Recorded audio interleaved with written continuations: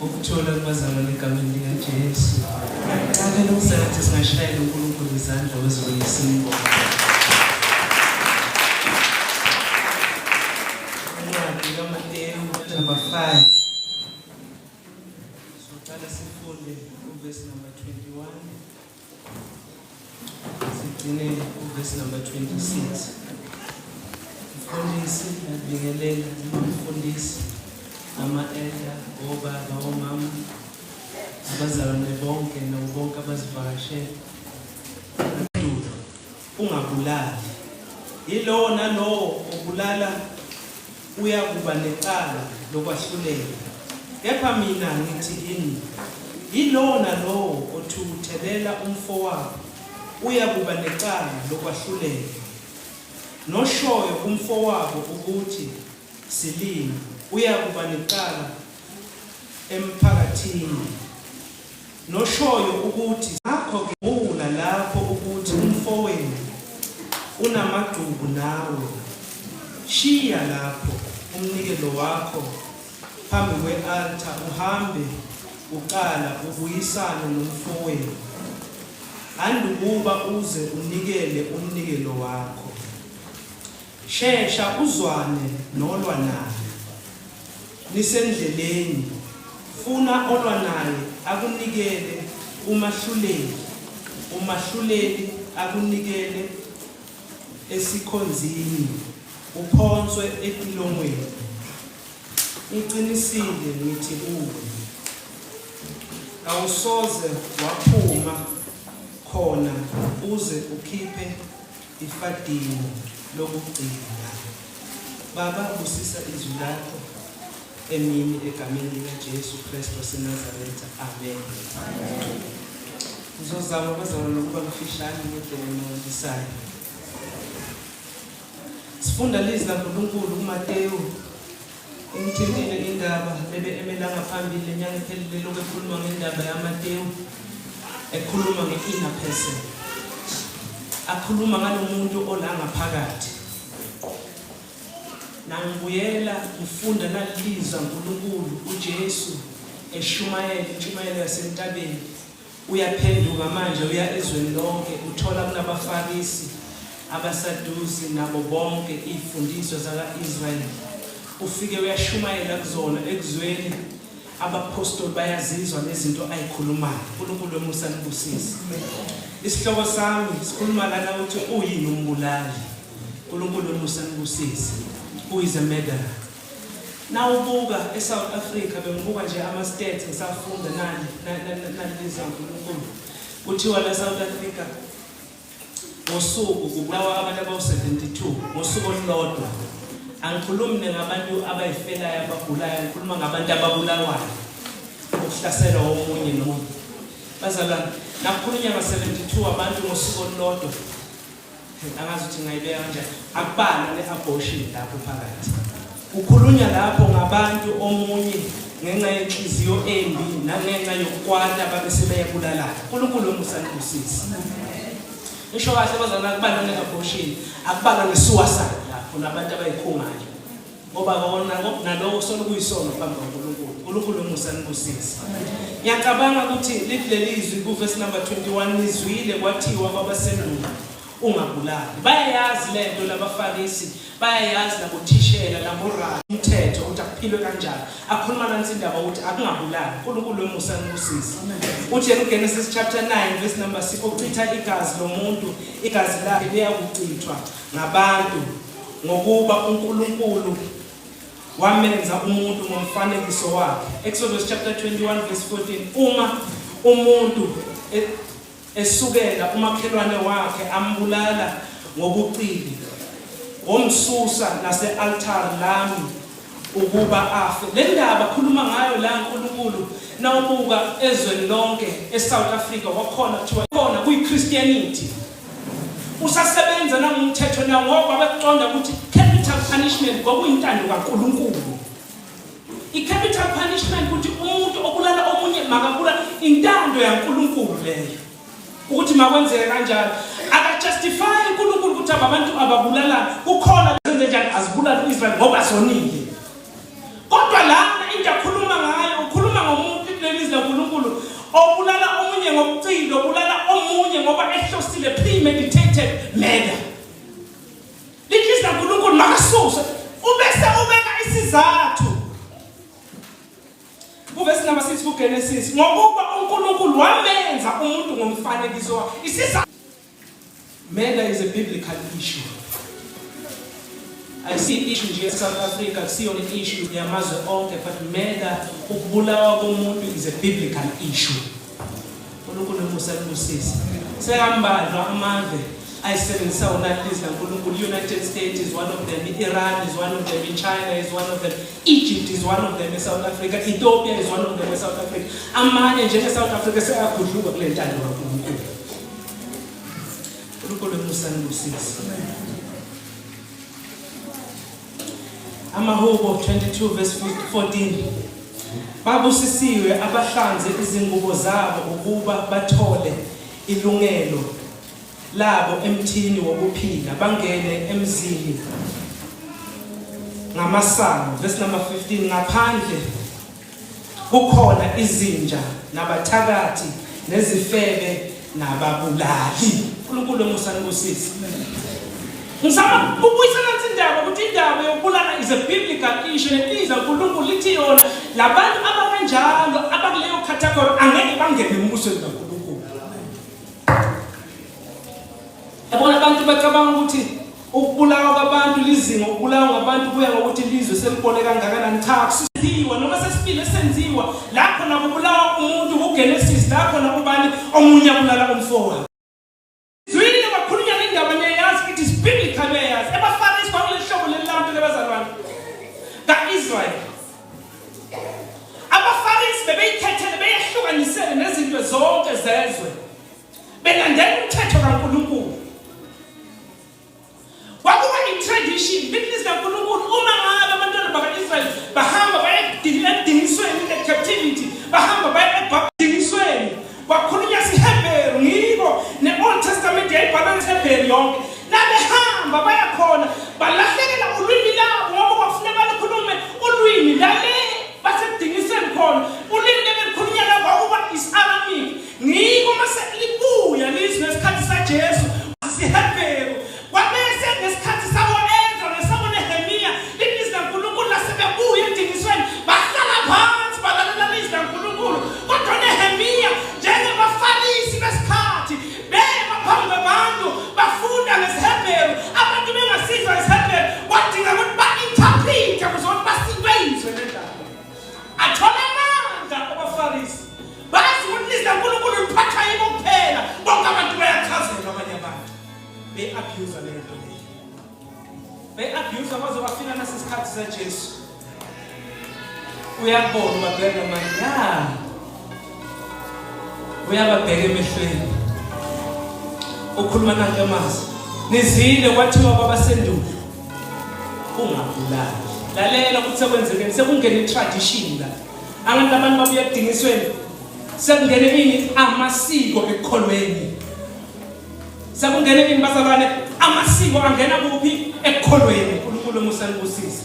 Labo rabi makathi yena Maria uma asethule seyabonile ukuthi uvukile Jesu, uthi rabi. Legama lithi rabi lisho ukuthi umfundisi, likhuluma ngale tradition yaka-Israel yakuthi kwakuba norabi. Labo rabi, the group of elders lebebekhona lapho, ngibo lebebanaka izinto zenkolo yaka-Israel yonke. Uma labantu befundisa bababiza ngokuthi orabi, babese lokuba urabi kwangabi i-Christianity, lokuba urabi kwaba i-tradition. Kwaba isiko lokuthi ube ngurabi. 3 words into engifuna ngisiyibuke. Ngihlale phansi. Number 1, into ayiathekayo lana Jesu ngona ukukholwa lokho. I-tradition lokho. Isiko lokho. Ukwenza izwi laNkulunkulu ulenze ufike hafini ubese uphindele emuva. Usuke wenza into bazalwane isiko le. It was biblical. Wakulizwi laNkulunkulu ukuthi thiwa ningabulali. Labafarisi bebathi na into nayo bathi nakafika Jesu athi nizwile mandulo kwathiwa umuntu angakabulali. Babevuma ngamazwi amphili. Amen Rabbi, amen, kuyiqiniso. Babese bayijustify bathi vele kusho ukuthi singwele phambi kaNkulunkulu. Jesu ungena kuleso sikhathi lo nithi mine kunasesikhathi njengoba uNkulunkulu agqoke mine njengoba uJohane wabona moya kaNkulunkulu wehla njengejuba wehlela kimi mina sengithi kini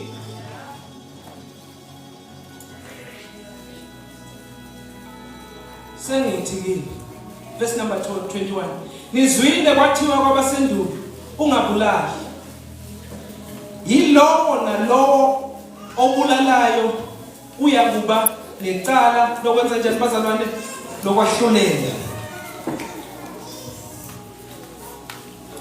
Jesu ukhuluma nathi indaba uthi ukulunga kwethu ku verse number 20 akwendlule ini bazalwane kwabaFarisi uthi ukulunga kwethu makwendlule ini ngaphambi ukuthi singangena embusweni kaNkulunkulu bantu abaFarisi thina asibulali uqinisile rabi kunjani kulizwi laNkulunkulu Exodus usho kanjani and elisho kanjani izwi laNkulunkulu lithi obulalayo unecala lokwenza njani lokho akabulawe na namasekali abese enziwa nansi indaba nayo awufunde verse number 21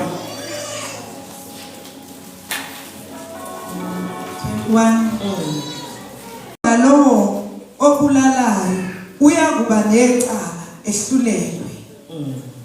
Kepha mina ngithi kini yilowo nalowo othukuthelela umfowabo uyakuba necala ayokwehlulelwa ngalo. Nalowo othi umfowabo uyakuba necala emphakathini nalowo othi siwula umfowabo uyakuba necala aphonswe esihogweni somlilo. Nina niyazi thiwa obulalayo benzela akafuna niyazi ukuthi nanibulali sebathi bona isingcwele begcoka okhololo babo namaphuraphura nezigcoko zabo ezifika lapha bathi thina sikahle phambi kwaNkulunkulu.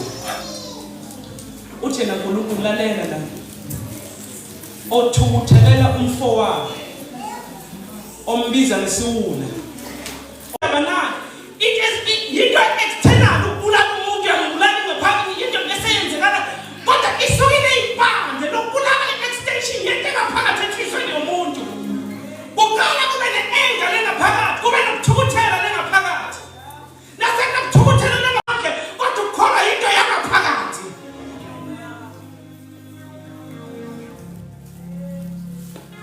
Yes, ushonizwe kaNkulunkulu othukuthelela umfowabo ombiza ngesilima ombiza ngesiwula ufanele ukufa. Ushonizwe kaNkulunkulu. Who am I ukuthi lokho akwanele? Who am I ukuthi lithi lokho akulona lizwi laNkulunkulu? Who are you ukuthi wena uthi uzoqhubeka ukwenze ngoba wena usuke sowuthukuthele unalokho nalokho makusho lizwi laNkulunkulu kusho kungri makusho lizwi laNkulunkulu kuyawuma ngakho inguna phakathi lakho senkingeni uNkulunkulu mosanibusisi. First John chapter number 15 ilo ozonda umzalwane wakhe ungumbulali niyazi ukuthi akukho umbulali onokuphila okungunaphakade. uNkulunkulu mosanibusisi. It is a biblical issue. Cabanga ukuthi niyabona lana kukhulunywa ngani bazalwane ngaloko okungaphakade abese wenza ama-illustration ngezinto ezintathu. Yabona bazalwane there is something that is called righteous anger. Ayikuthi ayikho into ebizwa ngokuthi it's a righteous anger ukuthukuthela okunjani bazalwane okunobungcwele. Ukuthukuthela okunobungcwele ifana nalento bekayisho umfundisi emelana bathe beletha abantwana phambi kwabo babancabela he had a righteous indignation langekhathi wakwada kwamkwatisa Jesu bavinjelelwana abantwana ukuthi bengene embusweni kaNkulunkulu. Sengathi ulaka lunjalo lingavuka ebandleni singabi oyeko kuyonke into singabi siyamthanda kuyo yonke into lapho nesona khona sengathi ngavuka ulaka olungcwele langaphakathi kithi ngoba sesaba abazalwane abavuma yonke into sesaba ibandla elithi yebo kuyonke into sesaba ibandla ukuthi ngenani nina nonke kodwa lizwi laNkulunkulu liphambene nalokho. Kodwa lana khulunywa ngerighteous anger lana ukhuluma nge-anger enganabo ukukhona baNkulunkulu. Ukhuluma ngezinto ezintathu. Ukhuluma about selfish anger. uNkulunkulu emosanibusisi. Uba lezinto ezintathu ukhuluma ngani nge-anger okokuqala abe sikhuluma ngokuthi isiwula. Yabona ienga into emangalisayo. Basefesi ukhuluma ukuthi thukuthelana kodwa ilanga lenze njani? Have that holy anger. Have that holy anger. Kodwa uthi ilanga lenze njani? Ingashoni while you are burning with your holy anger. Nakhulunywa nge-anger lana bazalwane. Lento ekhulunywa ngayo le language esetshenziswayo lana kukhulunywa ngento efana nokuthi iyavutha ayibonwa ngumlilo nengaphakathi ungabonwa umuntu. Phakathi ingabonwa ngumuntu, umuntu eshaya ilimi, umuntu eshaya haleluya, umuntu efakaza, umuntu eshumayele kodwa kunomlilo ovuthayo lengaphakathi. Kukhulunywa ngale hlobo lelo le-anger umuntu abanalo. Kukhulunywa ngale hlobo lokuthi umuntu fila iyokhaleka ikhona ayicishwa nguthu. Alukho uthando ongayixisha. Akukho ngiyaxolisa oyicishayo. Iqhubeke futhi enhlizweni zethu. Thina sonke. Qhubeka ngaphakathi ezinjani ifuthe. Yaphela na 20 years kodwa ngaphakathi kunento eyakheleke. Kunobovu kulenga phakathi. Mhlawumbe kuvuthe bachitheka ngaphandle. Siyawubanga sikwenze njani? Isizathu kwakunanzi into athina uNkulunkulu lona onayo ngeke ngene emuseni kaNkulunkulu. Singeke ngene emuseni kaNkulunkulu. Israel namkhumbula inkosi uAhazi. uAhazi umkhosi wafika wenza into eyisinengiso wendlela emangalisayo. Wafika ulabo athi ulawe shiswe khona. La bathi ukuthi nje khuluma hani. Bayikhuluma outside of Israel. La ngaphandle koIsrael.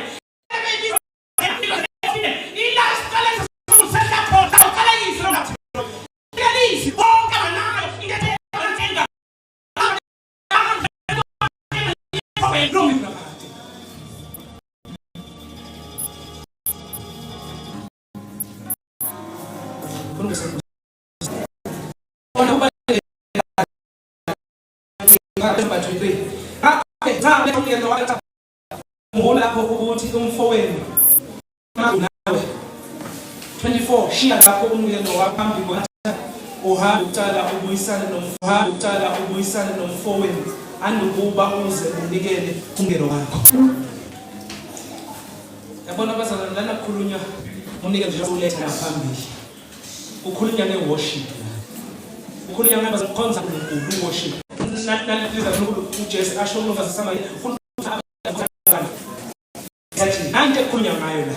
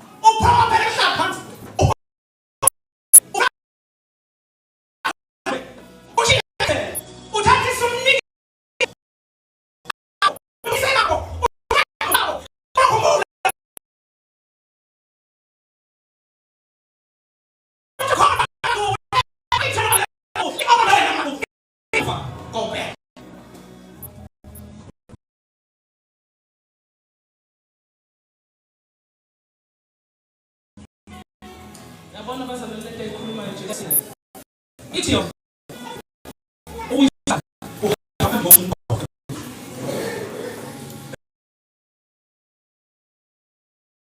reconciliation for the worship.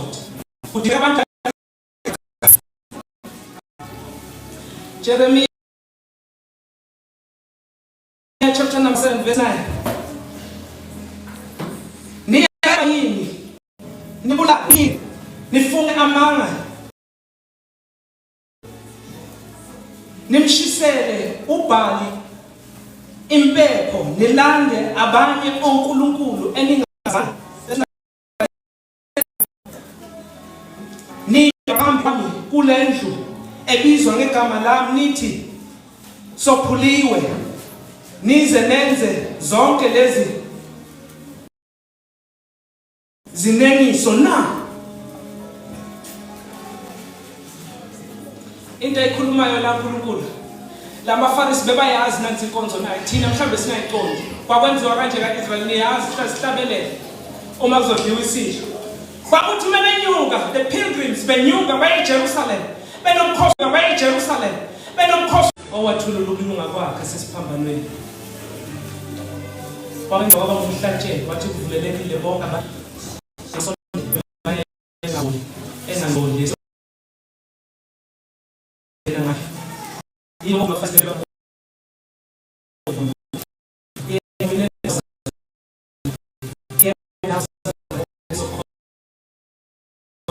lezi zethu nakho kodwa ukhona othembile ngasemnyango ngiyanqonqotha vula ngingena buyisane naNkulunkulu maphambi kokuqhubeka nokumkhonza abantu becinisa amakhanda abo nenhliziyo zabo bazathi khona uJesu because they did not want to reconcile lesondele phambi kwalakhe kodwa ndilayini